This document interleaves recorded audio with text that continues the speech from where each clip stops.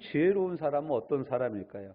세상적인 기준의 지혜로움은 IQ가 높으면 지혜롭다고도 얘기를 해요. 참 똑똑하다. 어떻게 그 공부를 잘하냐? 저는 공부가 최고 쉬웠어요. 이렇게 얘기하는 사람들도 있지 않습니까? 신기해요. 그 머리 좀 한번 열어보고 싶은 마음이 있어요. 공부가 어떻게 쉬울까? 여러분 공부 쉽습니까? 만만치가 않죠. 공부가 만만한 게 아닙니다. 노는 건 제일 좋고 재밌는데 공부가 쉽지가 않습니다. 어리석은 사람은 어떤 사람입니까? 세상적인 기준으로 어리석은 사람은 못 배운 사람, 말을 잘 못하는 사람, 그리고 낮고 천한 지위에 있는 사람들, 가난한 사람들이 어떻게 보면 세상 사람들이 보기에는 어리석은 사람들이고, 세상 사람들이 보기에 지혜로운 사람은 많이 공부한 사람, 좋은 대학을 나오고 좋은 스펙을 가지고 지금도 사회적인 좋은 위치에 앉아 있는 사람들을 우리는 은연중에 지혜로운 사람이다 이렇게 생각을 합니다. 만화가 이연세 씨를 여러분 기억하십니까? 뭐 공포의 외인구단, 까치머리 해가지고 만화 나온 그 만화책을 쓴 남벌 이런 여러 가지 만화책을 쓴, 지금은 이제 세종대학교의 애니메이션학과 교수로 활동하고 있는 사람이 있습니다. 근데 이분이 이제 서울신문에 이제 인터뷰를 한 내용을 제가 한번 읽은 적이 있습니다. 이분이 이제 기자가 이렇게 물어봅니다. 아니, 이연세 씨는 어떻게 그렇게 훌륭한 만화들을 그렇게 잘 그리고 잘 쓰십니까? 독보적인 이런 만화를 그리는 위치에 계신데 어떻게 그런 만화를 그릴 수 있게 되었습니까? 근데 이분이 고향이 포항이래요. 경북 포항. 근데 자기가 어렸을 때 이렇게 막대기, 작대기 같은 걸로 땅에다 이렇게 그리고 그러면 사람들이 와우 그랬다는 거, 동네 사람들이. 왜냐하면 그림을 너무 잘 그리니까. 여러분 그림 잘 그리는 사람들 신기하지 않아요? 이렇게만 하면 새가 되고 이렇게 하면 병아리 되고 그러잖아요. 우리는 그거 보고 따라 하려고 해도 잘 안 되잖아요. 특별한 재능이 있었던 거죠. 그래서 이분이 막 그리면 동네 사람들이 천재 났다고 그랬대요. 화가 나왔다고. 얘는 진짜 이번 세기에 한국에서 나올 유일한 천재 화가다. 뭐 이렇게까지 얘기를 했다라는 거예요. 그래서 이분이 그런 이 서양화나 동양화나 이런 데 관심이 아니라 만화에 꽂혀가지고 맨날 만화를 그리는 거예요. 그래서 이제 서울로 만화 그리는 분들, 지금은 이제 그런 게 많이 없어졌습니다만 저희 때는 이제 만화가가 되고 싶다 그러면 만화가 선생님 밑으로 들어가는 거예요. 문화생으로 들어가서 배운 거예요. 문화생으로 들어가서 배우는데 자기는 진짜 자기가 천재인 줄 알았대요. 근데 가서 그림 그리라고 딱 이렇게 가르쳐주면은 수구라고 그렸는데 옆에서 같이 그리는 친구는 술 먹고 들어와서 자다 깨가지고 한번 그리면 자기가 하루 종일 그린 것보다 잘 그리더라는 거예요. 천재죠, 천재. 자기가 거기서 너무너무 실망했대. 그래서 그 사람한테 앉고 싶어가지고 2시간만 자고 막 그림을 그렸대. 근데 2시간 자고서 열심히 그림을 그렸는데도 술 먹고 돌아와서 잠깐 자고 일어나가지고 그림 한두 장 그린 그 사람을 못 쫓아가더라는 거예요.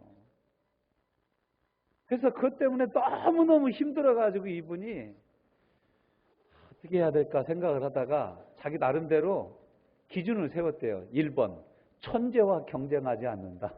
이분이 이제 인생의 그 기준을 세운 거예요. 나는 천재와 경쟁하지 않겠다. 그래서 저 사람은 어쩌다 한번 그려도 나보다 더 잘 그리니까 저 사람은 논외로 치고 나는 앉으나 서나 항상 하루에 스케치를 뭐 100장을 하겠다라는 이런 계획을 세웠대요. 그래서 전철에 앉으면은 맞은편에 앉아있는 사람을 스케치하다 내리고 시장에 앉든 버스를 타든 어떻게든 자기 눈에 띄는 사람들과 이 정물을 스케치를 하기 시작했대요.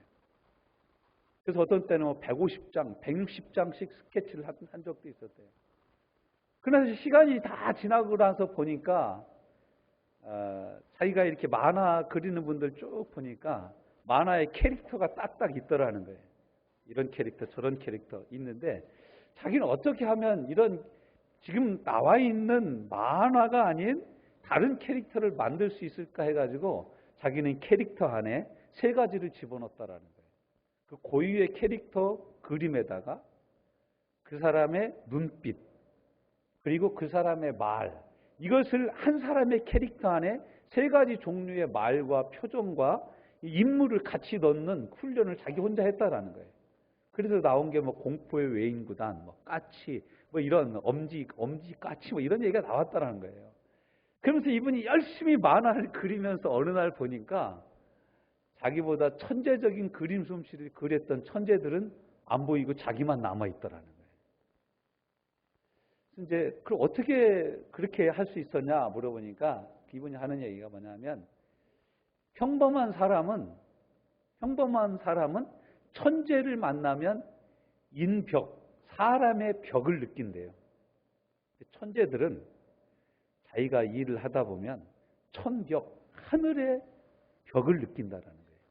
많은 천재들이 하늘의 벽을 느낄 때 포기한다라는 거예요. 자기는 만화를 그리면서 내겐 벽이라는 건 없다라고 생각하고 그랬다는 거예요. 왜냐하면 나는 지극히 평범하기 때문에 벽이라는 것이 없다라고 생각하고 열심히 그리고 지금도 그리고 있다라고 말을 하고 있는 거예요. 참 그게 저한테는 큰 은혜로 다가왔어요. 여러분 은혜가 되는지 모르겠습니다. 근데 탁월한 하나님의 사람도 마찬가지입니다.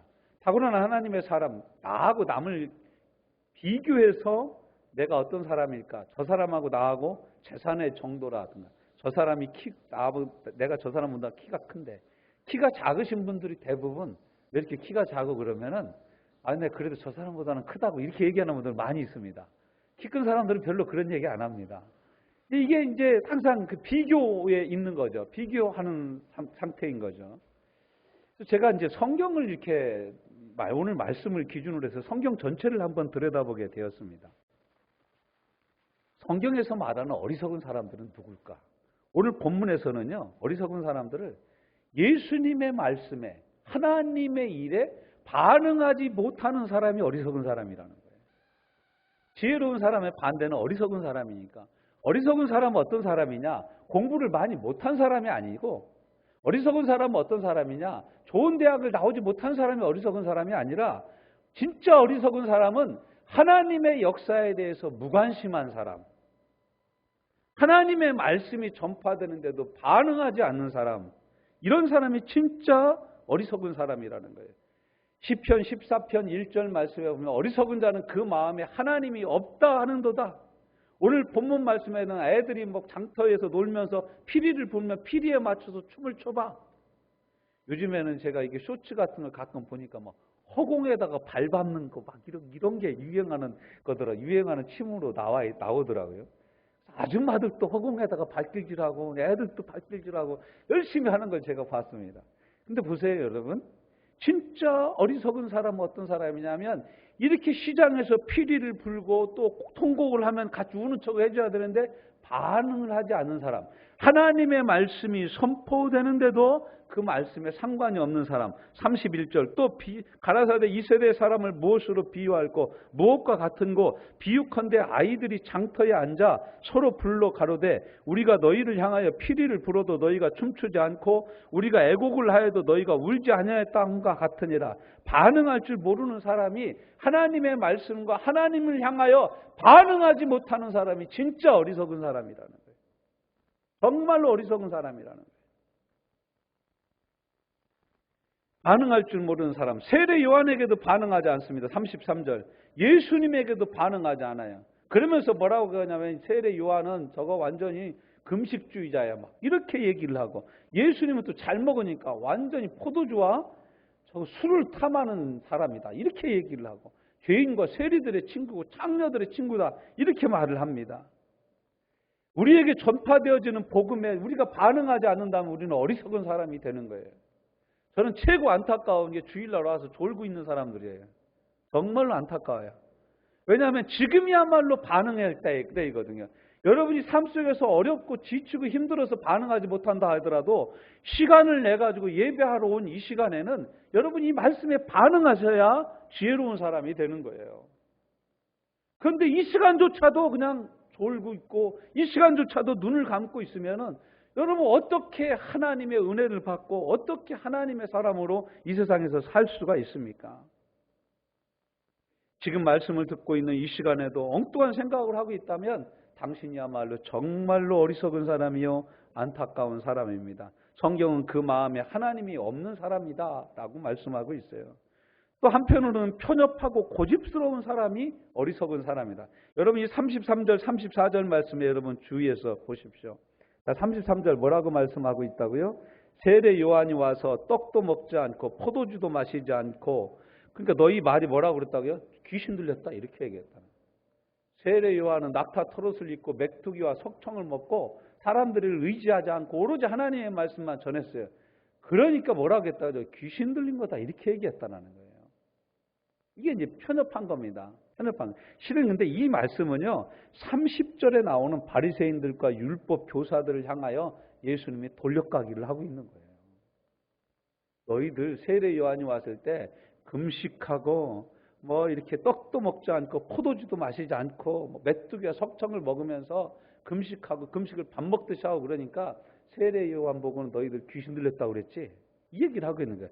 또 내가 와서 말씀을 전하고 오병이의 기적을 베풀며 함께 떡을 먹고 연약한 자들과 함께 앉아서 하나님의 말씀을 나누고 하니까 그럼 너희들은 뭐라고 얘기했냐? 34절에 인자는 와서 먹고 마시며 너희 말이 뭐라고 그래요? 보라, 먹기를 탐하고 포도주를 즐기는 사람이요 세리와 죄인의 친구로다. 우리가 상종한 사람이 못 된다 이거예요. 여러분 이런 걸로 다 이리 빼고 저리 빼면요, 예전에 그 김영곤이라는 개그맨이 이런 얘기를 했어요. 지구를 떠나라 그랬어요. 그렇게 생각하면 지구를 떠나야 돼요. 그럼 여러분 이 세상에 그럼 나하고 맞는 사람이 누가 있어요? 나하고 맞는 사람이 이 세상에 한 명도 없어요. 어떤 때는 나도 내가 싫어. 그렇지 않습니까? 그런데 여러분 우리가 어떻게 다른 사람을 보고서 나하고 맞고 다른 사람이 내 마음에 맞기를 여러분 어떻게 바래요? 저 사람이 나하고 틀린 건 당연한 거예요. 당연한 거. 오죽하면 남편을 남의 편이라고 그러겠어요. 여편은 여편네라고 그러잖아요. 여자 편이라고. 그러나 우리가 쓰는 언어들도 이렇게 오해해서 보면은 다 그런 말들이 정말로 많아요. 근데 이 편협한 것을 버리지 못하면 하나님의 은혜를 받을 수가 없어요. 어리석은 사람이 되는 거예요. 자기 안에 꽉 갇혀 있는 사람, 자기 안에 꽉 갇혀 있는 사람.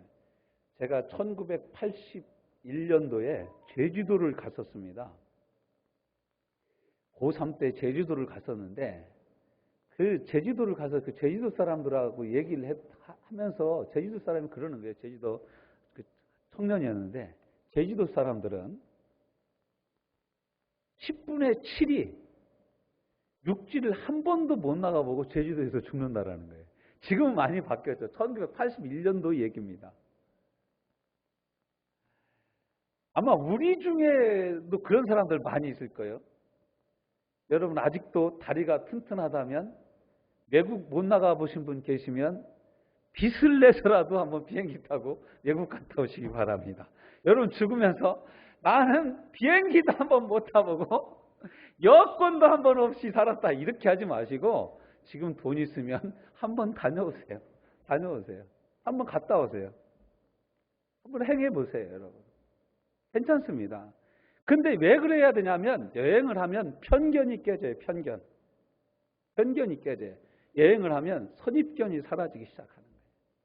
자꾸 낯선 환경에서 낯선 사람들과 만나고 낯선 사람들과 부딪혀보면 압니다. 내가 이게 다른 사람을 오해했다라는 것을 알게 되는 것이죠. 측량할 수 없는 하나님의 은혜를 내 고집으로, 내 편견으로, 내 고정관념으로 그냥 막아버리는 거예요. 뭐 화성 큰샘교회에서 무슨 은혜가 있겠어? 이영구 목사가 무슨 은혜로운 말을 전하겠어? 그냥 나는 내가 딱 다져버리면 아무 소용이 없어요. 하나님의 말씀은 내게 들어올 수가 없는 것입니다. 성경은 하나님에 대한 최초의 기록입니다. 최고의 기록입니다. 여러분 마음을 넓게 여십시오.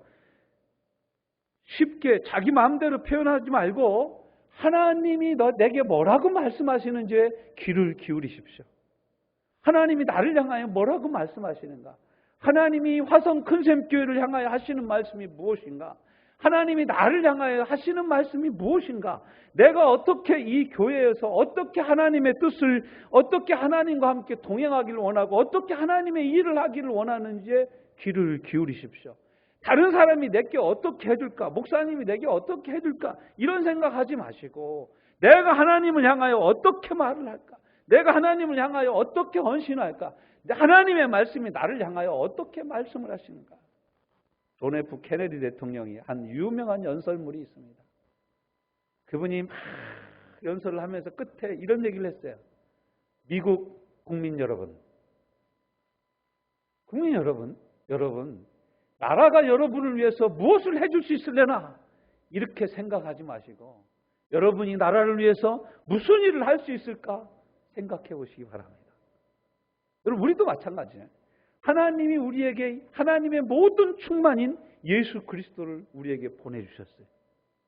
자기 독생자 외아들을 아끼지 않고 우리 모든 사람을 위하여 내어주셨어요. 그 아들 안에 하나님의 모든 풍성함을 다 넣어서 우리에게 주셨어요. 그럼 이 큰 은혜를 받은 우리는 어떻게 살아야 되냐? 사도행전 9장에서 사도 바울이 말했던 것처럼 주여 그러면 내가 무슨 일을 하리이까? 주여 그러면 내가 어찌 하리이까? 라고 우리는 주님께 물어봐야 하는 것입니다. 사람들은 세리와 죄인들의 친구라고 얘기합니다. 편협함과 고집스러움은 지독한 죄악 중에 하나입니다. 여러분, 이 선입견과 편견은요, 죄악 중에 큰 죄악입니다. 은혜를 받으려면 마음보를 고쳐야 됩니다. 마음을 새롭게 먹지 않으면 여러분 은혜 받을 수가 없어요. 내가 은혜 받아야 되겠다. 은혜 아니면 서지 못하네. 찬양도 있지 않습니까? 은혜 아니면 서지 못하네.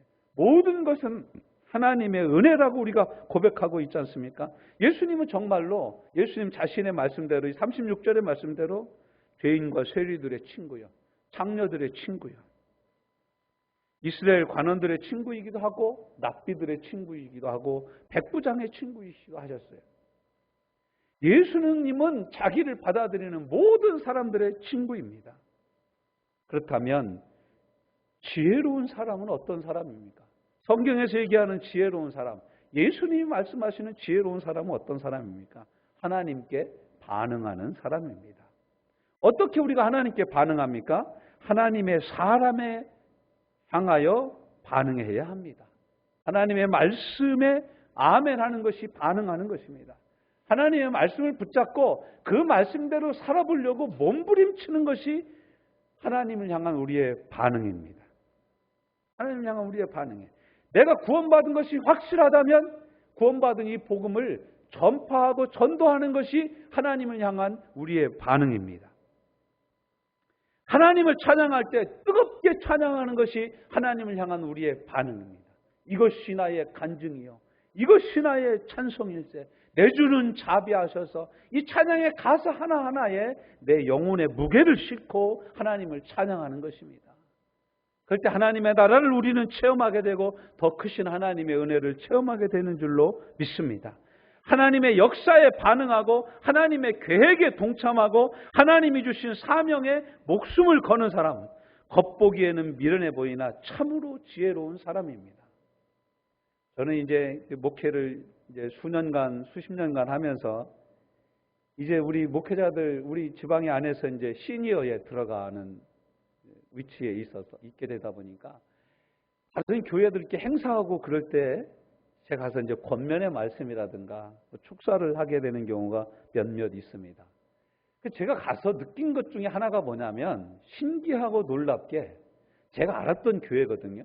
제가 섬겼던 교회이기도 하고 제가 출석했던 교회이기도 해요. 그래서 그 교회 사람들을 제가 잘 알아요.